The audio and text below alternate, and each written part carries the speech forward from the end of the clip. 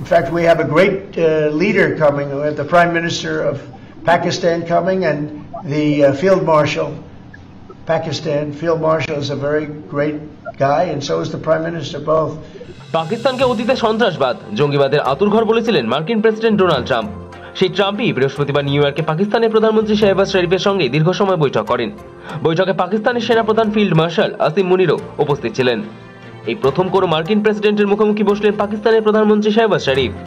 2019 সালে প্রাক্তন প্রধানমন্ত্রী ইমরান খানের পর এই প্রথম ওভাল অফিসে ঢোকার সুযোগ পেলেন শাহবাজ।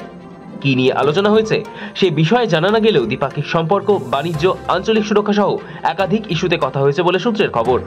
সূত্র এও বলছে, বৈঠকে পাক প্রধানমন্ত্রী ও সেনাপ্রধান মার্কিন প্রেসিডেন্টের কাছে ভারতের বিরুদ্ধে একগুচ্ছ অভিযোগ করেন।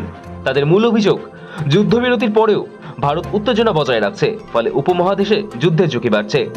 রাষ্ট্রসংঘের সাধারণ সভার অধিবেশনের ফাঁকেই 8টি মুসলিম দেশের সঙ্গে বৈঠক করেছেন শাহবাজ। মূলত গাজায় ইসরায়েলি অভিযান বন্ধ নিয়ে সেই বৈঠকে আলোচনা হয়েছে।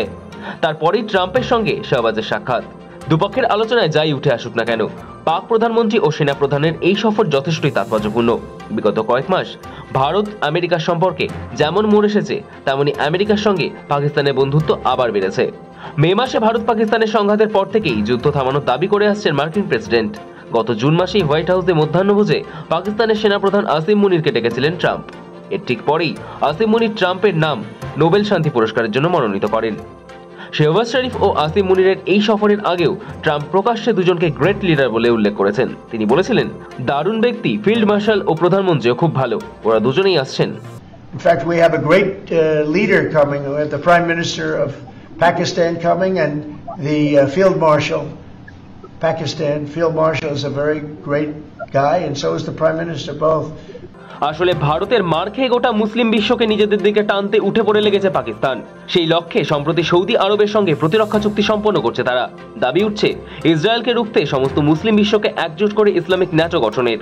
সৌদি আরবের সঙ্গে পাকিস্তান যে প্রতিরক্ষা চুক্তি করেছে, তার ভিত্তিতে দুই দেশের কারোর উপরে যদি শত্রুর হামলা হয়, তাহলে সেই হামলা দুই দেশের উপরে হামলা বলে বিবেচিত হবে। একে অপরের সঙ্গে প্রতিরক্ষা সামগ্রী বিনিময় করবে দুই দেশ। এদিকে সৌদির সঙ্গে আমেরিকার কূটনৈতিক সম্পর্ক ভালো, তাই সৌদির সঙ্গে চুক্তির পর আমেরিকার সঙ্গে বন্ধুত্ব বাড়াতে উদ্যোগী ইসলামাবাদ।